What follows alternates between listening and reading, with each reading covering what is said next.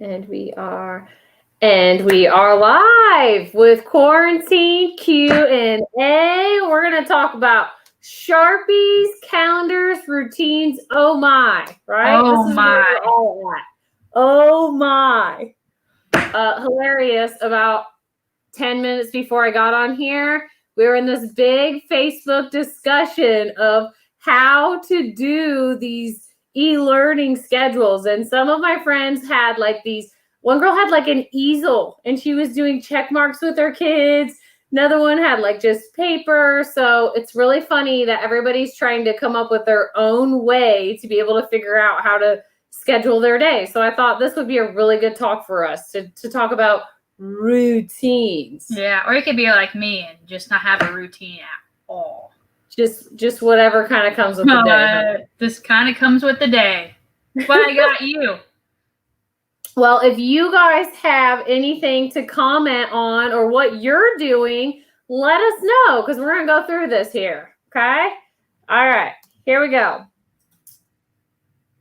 Maybe. Ugh.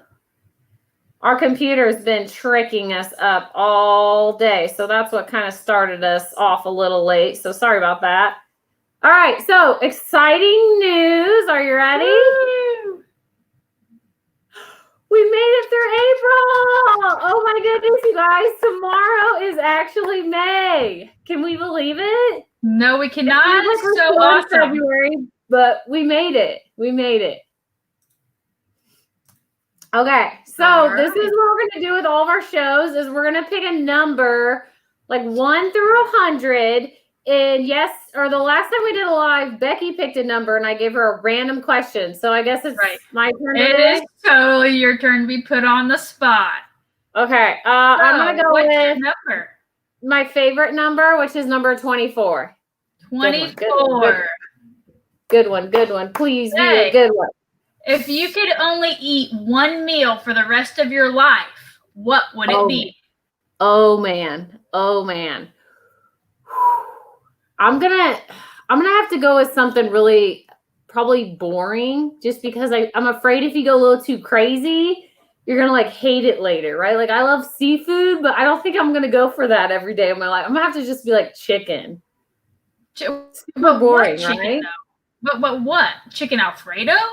Grilled chicken? Baked chicken? Chicken and noodles? Maybe like a chicken nugget, like a breaded chicken. Oh, so you're safe at McDonald's. Chick-fil-A chicken nuggets. I can't afford that every meal every day. You couldn't? Chick-fil-A every meal every day? No way. Although you'd rack up your points. Totally. That's a hard one. I don't know.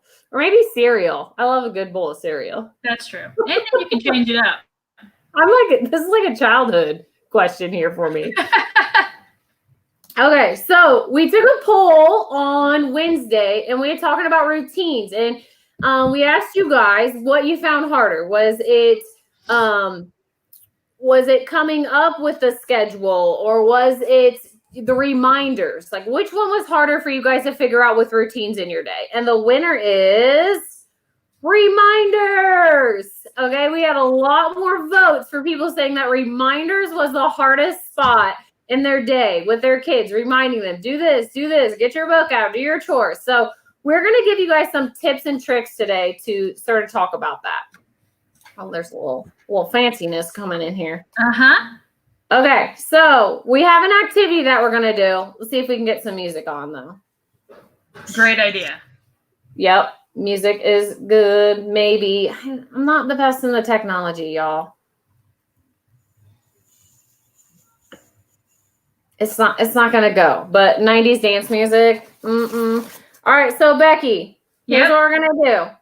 Got it. We are going to do a little experiment here, and I want you to I had you bring some blocks. Correct. And the first thing I want you to do is I'm going to give you about 10 seconds, and I want you to take your Lego bag, show everybody your Lego bag. Well, I don't really bring a Legos bag, but I got my random handful of Legos. Okay, I'm going to give you 10 seconds, and I want you to build a tower as quickly as you can with the Legos. With the Legos. I hope so. Set, go. I think I brought the most useless Legos I could have found.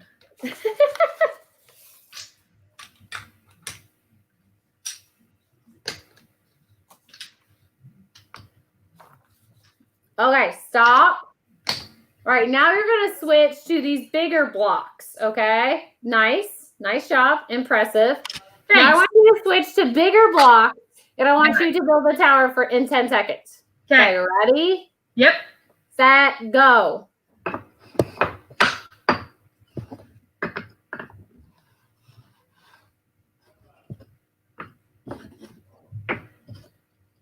Done.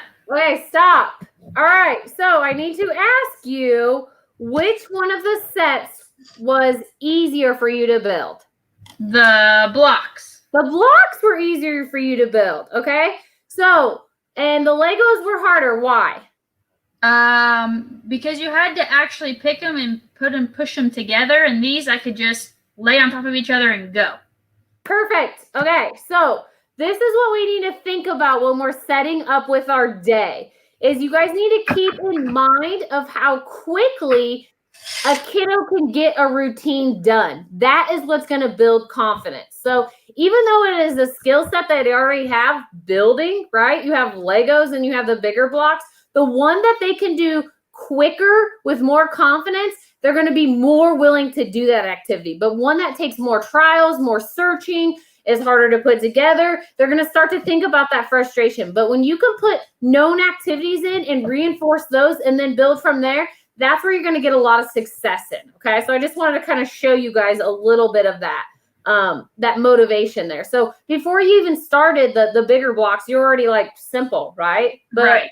The little Legos, they're a little bit more challenging. So your thoughts kind of come in of like, oh gosh, am I going to figure it out? So just think about that when you're doing routines at home as well. The ones that are known and they can access reinforcers quicker is they're going to be a lot more willing to do. So we're going to give you guys some tips and tricks with this today as well. All right. We kind of talked about that. All right. And I don't have any sound effects today. So order in the core, All right. Order is another really important thing when you're coming up with routines or how you set up the day, whether it be e-learning, whether it be your Saturday, whether it be just an hour of your life. Okay. I'm not all about to tell you guys how to color code your day because I don't have it figured out, but the little things that you can do to kind of put in some success is really what I'm all about. And I want to sort of teach you guys today. So order is really, really important. So let me give you a little grown-up example here. Okay. All right. Becky, you need to put down your wine glass, shut off Pinterest, fold a load of laundry, do all the dishes before an 8-year-old sleepover is coming over to your house. Okay. I'm going to need another bottle of wine. Okay. So let's look at the importance of this order, right? When you are in a setting, in a routine, make sure that you understand what's preferred and unpreferred, right? A preferred activity is something you actually enjoy. And an unpreferred activity is when you don't enjoy it. So when I went through that list of do the laundry, do this, do that before this is coming over, nothing was exciting about that whole string of demands, right? And we need to think about that when we're giving those demands to our kids as well. Like we can't just go through a whole string of these demands and think, oh, they're going to find something exciting in here. All right. So what we want to do is something like this. Let me give you a bedtime example. So, hey, Sam, 5 more minutes of TV, and then we're going to start our bedtime routine. And then once you get your bedtime routine done, you can have 10 more minutes to keep playing. Okay. The motivation to end that task is at the end of the unpreferred. And that's going to really create a lot more motivation to do it instead of saying, too bad, we do this every night. We're not arguing. We're going to bed. But if you can set it up in a way, and guess what? Kids aren't the best with time. Like my kids will be like, could we just have 2 more minutes? And sometimes I give them 30 seconds and sometimes I get busy doing something. It's 20 minutes later. But It's the whole point of it is just the motivator of earning some extra time by doing something unpreferred. So the order you put things is super important when you are coming up with schedules at home. All right, so we talked about this a little bit of preferred and unpreferred. So a non-preferred task is going to increase your escape behavior, and a preferred task is something you want to access, so that's going to increase your behaviors. Okay? All right, so let's do another trick. All right, so behavior has all these different principles that you can use, which I think is really cool. It's just like a tool bag of tricks. And one of them that we use is a Premack principle, and some people call it like grandma's law, right? First you do this, then you can have that. And this really is going to create some reinforcement and motivation by how you set that up. So first we do e-learning, and then we're going for a walk. Then we're going to play basketball. So that's another really good way, is sticking something unpreferred right before preferred. And I have all boys in my house. You have boys in your house.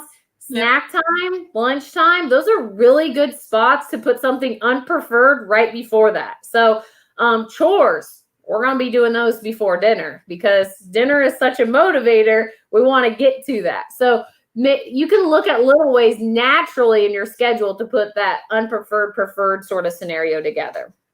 Couple other cool ones. I get so nerdy with behavior because it's so exciting that you can sort of do different things with it, is behavior momentum. So that is like slowly putting things, starting out small and adding harder things in there. Okay. So think about when, you're busting it out in, your basement workout. So you're first going to start with some stretches, right? Okay. And then you might do a little bit of weights. And then by the end, like, you're doing a HIIT workout and you're running on the treadmill, right? So you start out slowly with demands and you work up to it. So, hey, could you shut off the TV? Hey, could you come to the table? Hey, could we get a pencil out, right? Like, ease your way up once you start to get compliance, instead of this full on, like, we're going to start e-learning. Here we go. Okay. So that's one really good way to do it too, is start out with something that's a smaller task that isn't going to create as much friction, and then get to a harder one. Another fun one is shaping. So that's when you start to see some of the behaviors that you want, you reinforce it. So, if you, again, we're going to go back to the e-learning example, but if you say, hey, let's go ahead and sit at the table, and they start walking, hey, thank you for coming over here. You're starting to shape what you want to see, or mold that behavior. That's a really great one to use, is that shaping, because you can reinforce along the way into what your goal is, instead of waiting till that end result. Okay, so 3 things that I think is really, really important is pre-teaching, skill, and reward. And I always have like if you can take one thing away, what would it be? And these are these 3 things here, okay? Pre-teaching is teaching the skill that in a way that you expect it to be done. Because my version of taking out the trash and my 8-year-old's version of it might not match up. No, right? There's just a conflict. They don't make the house as pretty as I like. I don't understand that. So you're going to have to go for pre-teaching. So that's teaching the skill in a way that shows them how it can look to be successful, instead of criticizing after the behavior. Why would you drag the bag out? Why didn't you put another trash bag in? Why would you think it's okay to just throw it in the garage, right? That's criticism. And then the next time you ask them to take out the trash, you're going to have, they're going to go, oh yeah, the last time I did this, I got a lot of negative feedback. But if you can set it up and show them exactly how you want it to be done, and really sort of praise that along the way, you're going to get a lot more of a lot better reaction out of them, because they're seeing what your expectation is versus theirs. So pre-teaching is a really, really, really good one to use. Skill. Don't always assume that your kid understands what you expect of them. So this is where pre-teaching is important. So you might think they understand this fully and know what that expectation is, but they might not. They might not see it like you do. So don't skip this step. It's really important to kind of check for that. The last one I think is really important with routines or anything you're doing in your day, as far as putting things in an order, is reinforcement. I'm going to give you guys a few tips on setting up reinforcement and rewards. 1, who cares what your system looks like? All right. So your best buddy might have made a homemade jar out of of buttons she's saved from the past 50 years from her grandma that she's giving out, or some Pinterest chart that's so colorful and beautiful that it looks like it should be framed up and not used at all. And you might be using like the Monopoly money that you found in the basement, right? Like, it doesn't matter what your system is if it's reinforcing the behavior that the kid is doing. So don't get so caught up on how things should look and what it should do. It's really what you're trying to reinforce that's important, not how it looks and how it's set up. So don't get overwhelmed by that. You want to pick a system that works and that's easy to do. Those are the two things. I'm all about being simple. Okay. Also, the function is really important here. Okay. So some kids are going to want a tangible. They're going to want like to earn maybe that coin, or some kids are going to want to earn time on a computer or a Skittle, or different things like that. They might want to earn something. Other kids might just be after that positive reinforcement, right? Like, good job, that's awesome, or you sitting next to them is a lot, or let's play this when we're done. Like, that might be a lot. And some kids might be motivated by escape. Like, I just don't want to do this anymore, so when I'm done, that's enough of a reinforcement there. So just make sure you're kind of knowing what your kid is after in that, and that's going to get them motivated enough, because you're going to bring that reinforcement value to it. All right, so the 4 things I want you guys to remember when looking at reward is reward behaviors, not task completion, not, hey, you got this done, good job. It's the behavior skills along the way. And we really touched on that last week if you guys want to listen more to that. Timing is everything. Believe it or not, but you want to reward within 5 seconds of the behavior. You don't want to say, when all this is done, I'm going to give you this, okay? You want to reward right away when you see it. That is going to connect it the fastest, all right? Also, adjust. You can't make things too easy or too hard. So, and don't phrase rewards as a punishment. That's a big no-no. If you don't do this, you won't get to go outside. So you don't want to connect negativeness with positiveness, all right? So those are sort of some tips I have on rewards. And, I know I kind of went over a lot fast, but I just think it's really cool that even down to the smallest details of how you set things up, you can really make huge improvements on. So just by how you say it, how you go about it, and just to know that you have some of that control to influence behavior in a really good way, I just think is so empowering as a parent. So what do you think, Becky? I think you're a genius. Oh, geez, stop that. No, really, the stuff we went over last week, I mean, I learn along just as you guys learn along. I learn a lot of this stuff. I do a lot of the behind the scenes stuff, and it's very helpful. And I can see, and I've done a lot of the things I'm not supposed to do. Like, if you don't get this done, you're not going outside. Or if you don't get this done, you're not going, to your friend's house. Or your brother's going, and if you don't get it done, you're not going. I am so guilty of that.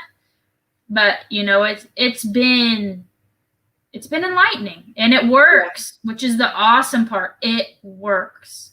Yeah, I agree. So I see, sorry, I didn't have this pulled up. I see you guys are starting to comment on here. So, does anybody have questions, or anybody using this that they found really helpful? Or is there any types of tricks that you guys are doing at home or have questions on? Or can you explain this more? You talk so fast, Jenna. Because I do that because I get really excited about behavior. I'm such a behavior nerd, you guys. So what kind of questions do you guys have in all this that you think is being helpful, or that, any types of behavior tips that you're after? Is this helpful to kind of hear it out this way? We're kind of looking to you guys a little bit as well. And if you post your comment in there, I can see it now because I have it pulled up. So sorry about that.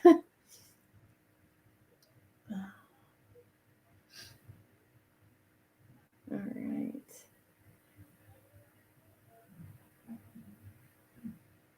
I'll try to go back to my other slide to see if I have anything else on here while you guys are posting. Oh, something completely different. Okay. Does anyone have any questions for Jenna? Question time. Yeah. Pull up here.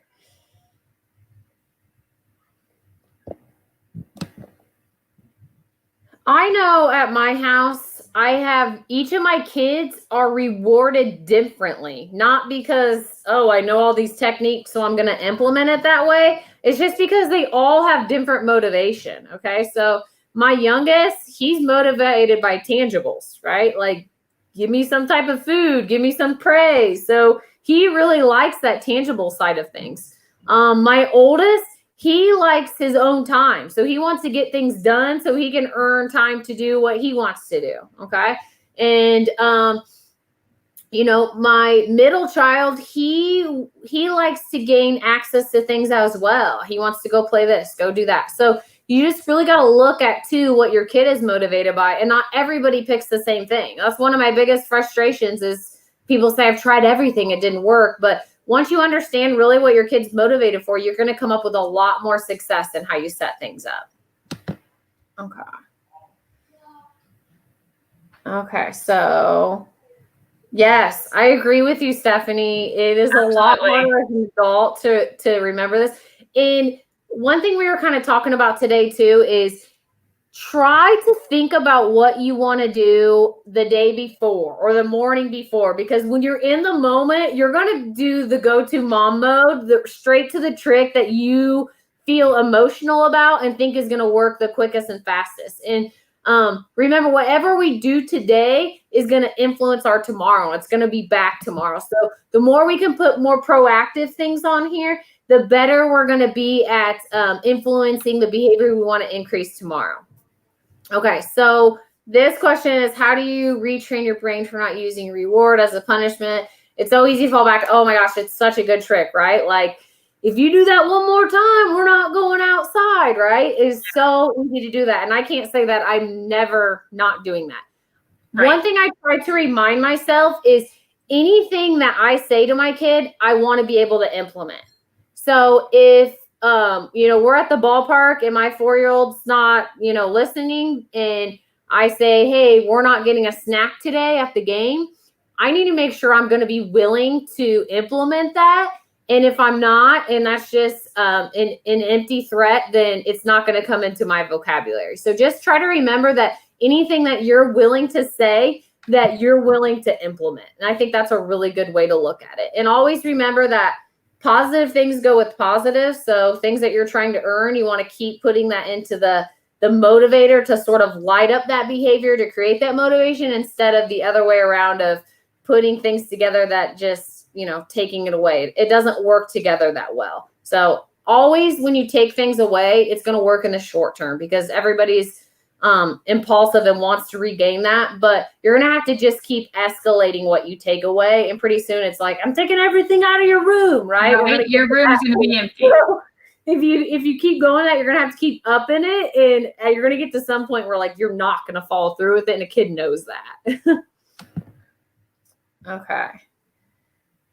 Okay. So maybe you've touched upon this earlier, but how long does it take to break bad habits? I don't know about it being like a bad habit. I think it's just understanding the effect of it. And I think that's a really cool thing about behavior is if you try it one time, you're going to surprise yourself like, wow, that actually worked, right? I mean, you've seen that, Becky. Like, I saw it. What are you saying? And how is this going on? And I've talked to so many parents and they're like, I don't think that's going to work, but I'll try it. And they'll call me the next day and they're like, holy cow, that was amazing. This is so cool. And that's my favorite thing about it, because some of it is either too simple or just doesn't feel like it's going to make sense. So the more you can see how behaviors can get paired together and how you can influence it, the more you're going to be like, hey, I believe this. It takes so much emotion out of the game. It just makes it more functionally sound of how you set it up. Okay. All right. So what else? I have another one on here. Okay. Okay. So quickly discourage and shuts down. Okay. So what I would focus on there is not necessarily the skill you're trying to teach, because you can always build on skill, right? Like when Becky, if you were here, did the Jenga, I could build on that skill right away. Like, okay, now I'm going to use this piece. Is a little bit smaller, but it looks exactly the same. Now I want you to build this. I already had the confidence going with her that anything I would have put in after that, she would have been more willing to do. But if I start out with something that is really difficult or something they already have paired with that's too hard, then that's where you're going to cause a lot of that resistance and shut down, because they already feel like it's too hard. So really work on airless teaching. When I work with my kids on reading, I always say the hard word right when they get up to it, because I want them to have the confidence first instead of actually trying to sound out the word, because we can do that once we have the confidence. But right now, all I want to do is build on the confidence of doing that. So really think about how behaviorally you set up your day with your kid, or whatever the subject is. If it's math, if it's spelling, try to teach in a way that they are kind of getting it right, and then fade off and let them try to have some trial at it. But you want to really work on sort of that airless side of teaching. Oh, IXL. We were talking about this last week. We did talk about IXL last week. It is hard. It is hard. It's not only a skill that they have to learn of using a computer, but now they have to not only use the computer and try to get the answers correctly. We did IXL today, and I did the computer, and he did the work.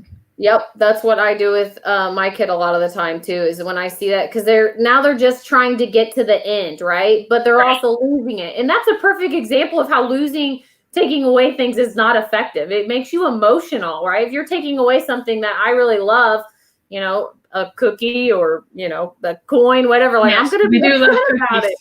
So it's kind of a tease, like, you're doing so good, but never mind, we're going backwards. So I wouldn't get caught up on that with your kid. I would just try to say, you know what, that was good, or let me help you with this one now and get you back to where you were, but find a way to be able to sort of bridge that gap.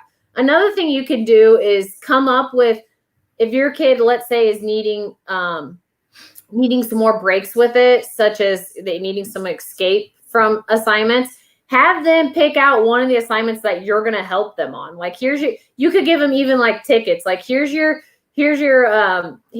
tickets. You can have 2 breaks, and one of them is mom helps you with this, where you're setting it up before you even start, instead of coming up with solutions during the frustration, because now you're accidentally reinforcing the frustration. I'm crying, I'm upset, I'm shutting down, mom's coming in, what's wrong, let me help. Now that signals to the kid, next time it's hard, here's the behaviors I want to do. But if you can sort of pre-teach that and set it up in the way like, hey, you pick the one assignment that I'm going to sit down and work with you on ahead of time, that's going to really decrease that and set it up in a lot more of a positive way. Yep. But yeah, IXL's, that's terrible. It's hard. I don't like the point takeaway thing. In fact, I hate the color system behavior charts in the schools. Like, that is the worst. Is kids, I get called into so many different kindergartens because of the color system, where kids are so stressed if they're on, what are they all? Like orange and red and deep, dark other colors. And, like, that's not the way that kids should be able to understand their behavior. So I have a really hard time with color system, because I think kids get so stressed out about the loss instead of just directly understanding what's good behavior and being rewarded for it. All right. Does anybody have any other questions? These are so good. I love the back and forth tonight. That's fun. Yeah, it's awesome. It's really fun. Well, if you guys have more questions, go ahead and post it. We have one other little slide on here. Okay, so one more awesome thing. Dude, look at these. These are so cool. We're going to have some shirts. Becky's sporting one. I'm sporting one. They're going to be white or gray. If you guys want any type of shirts or cups, we have them on here. We're also going to do a giveaway here. Yep. We need 15 more likes? I think so. I think that's what it's at. Yep. When we get to 500, you can pick from one of these things to give away. Awesome. that we will give you.